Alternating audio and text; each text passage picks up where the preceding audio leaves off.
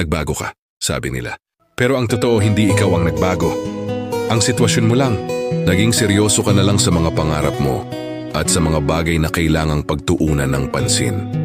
Minsan, hindi nila naiintindihan kung bakit hindi ka na madalas sumama sa mga lakad o hindi nakakapag-reply tulad ng dati.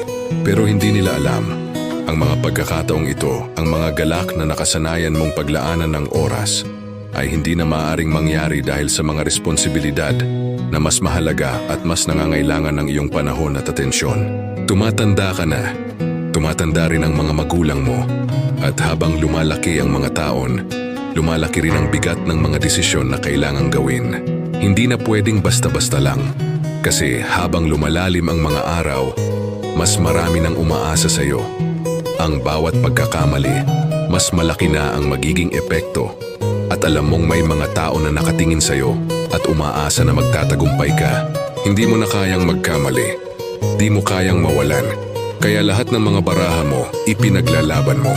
Ang bawat hakbang na tinatahak mo, bawat pagsugal na ginagawa mo, ay para lang makabawi sa mga magulang mo. Para mabigyan sila ng buhay na hindi nila naranasan noon. Kasi sila ang dahilan kung bakit ka patuloy na lumalaban. Gusto mong ipakita sa kanila na sulit ang lahat ng sakripisyo. Gusto mong makita nila na may mga pangarap kang hindi lang para sa sarili mo, kundi para rin sa kanila. Kaya kahit mahirap, kahit minsan ay parang lahat ay laban, patuloy mong isinusugal ang lahat.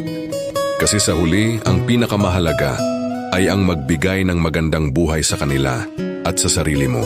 Hindi ikaw ang nagbago, ang sitwasyon mo lang. Ang buhay ay patuloy na gumugulong at sa edad na ito, seryoso na tayo. Wala nang oras para sa kalokohan.